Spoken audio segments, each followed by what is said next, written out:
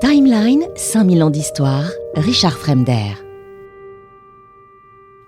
Et comme bon nombre de jeunes femmes noires de la région, elle trouve un emploi de blanchisseuse à nouveau. Elle est payée 1,50$ par jour. Son nouvel emploi lui permet d'envoyer Leila à l'école publique.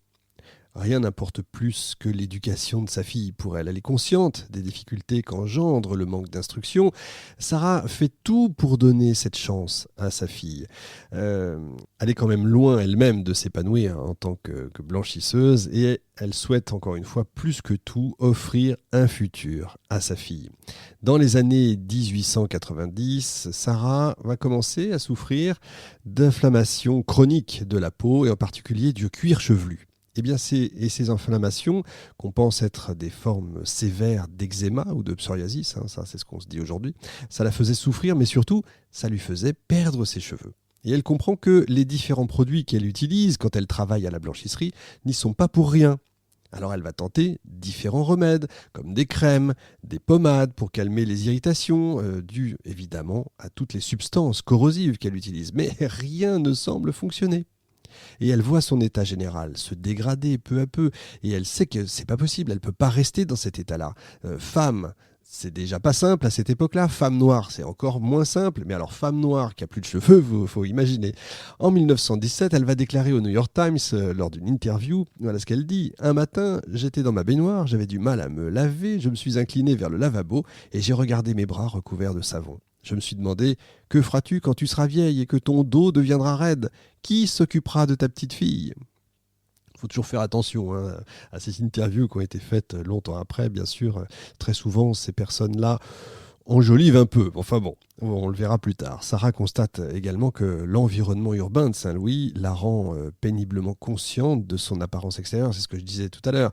C'est pas simple, surtout quand on perd ses cheveux. Alors là, c'est encore moins simple. Comme beaucoup de Noirs du Sud qui émigrent comme ça vers les centres urbains, elle avait une hygiène et une alimentation très médiocres. Ces conditions de vie, en plus des produits toxiques manipulés au quotidien, ont pour conséquence de rendre ses cheveux cassants et donc de les faire tomber. La ville de Saint-Louis se vante, elle, d'avoir une population peu nombreuse mais importante d'hommes et de femmes noirs instruits et de milieux sociaux aisés. Et cet écart a eu un impact durable sur la jeune femme. Parce que plus que leur simple ascension sociale, ce qui va la frapper, c'est leur différence physique, je dirais même esthétique. Comparé à l'allure, on va dire, rude, au teint foncé de Sarah, les habitants de Saint-Louis se montrent avec un teint plus clair, des vêtements bien taillés et surtout, des cheveux bien soignés. Et c'est ce détail qu'elle associe le plus à leur succès.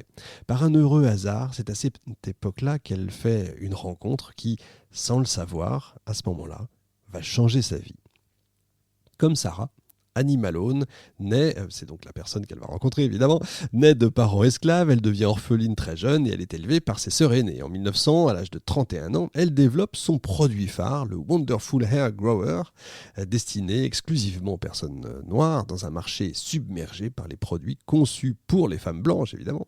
C'est une sorte de remède miracle pour la pousse et le soin des cheveux crépus. En prévision de l'Expo universelle de 1904, Malone s'installe à Saint-Louis et c'est alors qu'elle croise le chemin de Sarah. Alors d'après ses dires, Malone aurait personnellement soigné les problèmes de peau et de perte de cheveux de Sarah au cours d'une séance de porte-à-porte pour promouvoir ses soins du cuir chevelu. Ça c'est la légende bien sûr, mais rien ne confirme cette histoire. C'est difficile de le savoir, il n'y avait évidemment pas de caméra à ce moment-là. En revanche, ce qui est certain, c'est le tournant radical, vraiment, que prend Sarah grâce à Malone. La foule de gens venus pour célébrer l'Expo universelle est une source très importante de clients potentiels pour Malone. Ce serait une grave erreur stratégique de ne pas en profiter. Son entreprise de soins capillaires a donc besoin de représentants pour vendre ses produits. L'opportunité est donc trop belle et Sarah ne la laisse pas s'échapper. Elle sent qu'il y a quelque chose. C'en est fini du chlore, c'en est fini des acides de la blanchisserie. Sarah devient une des premières recrues de Malone, une des premières vendeuses.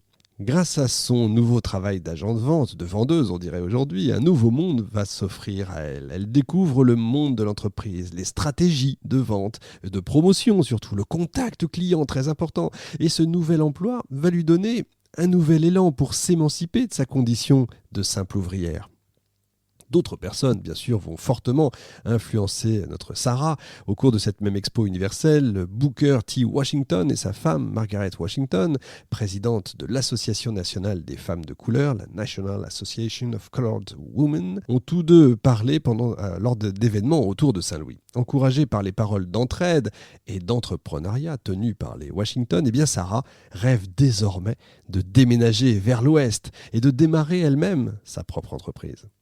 Confiante, d'abord en elle et confiante dans ses projets, elle va s'aventurer jusqu'à Denver, dans l'État du Colorado. On est en 1905.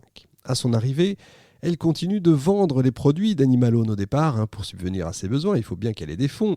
Et pour mettre ses fonds de côté, avant de se jeter dans le grand bain, si je puis dire, elle accepte de travailler à nouveau dans une laverie, et c'est ce qu'elle sait faire, et chez un pharmacien. Et durant son temps libre, limité évidemment à cause des emplois qu'elle cumule, elle se met à expérimenter, à préparer des recettes pour soigner les cheveux. Selon elle, sa recette miracle lui serait apparue, alors là encore une fois on est un peu dans la légende, lors d'un rêve mystique. Voilà, je la cite, « Il a répondu à mes prières car une nuit j'ai fait un rêve et dans ce rêve, un grand homme noir m'est apparu et m'a dit quoi mélanger pour mes cheveux. Une partie du remède était cultivée en Afrique, mais je l'ai fait venir, mélangé, mis sur mon cuir chevelu et en quelques semaines, mes cheveux poussaient plus vite qu'ils n'étaient tombés. » Et oui, on ne sait pas si la formule que crée Sarah est en fait un produit d'inspiration divine, une version altérée peut-être du produit d'Animalone ou une concoction élaborée avec l'aide du pharmacien pour qui elle travaillait. En général, j'ai tendance à penser que c'est un peu les trois, à la fois, enfin peut-être pas l'inspiration divine, en tout cas c'est la réunion de tout ça. Quoi qu'il en soit, sa recette est la solution à tous ces maux. De ses cheveux abîmés à sa situation économique précaire. Parce que c'est au moment où elle rencontre justement et elle épouse son deuxième mari, Charles Joseph C.G. Walker. Timeline, 5000 ans d'histoire, Richard Fremder.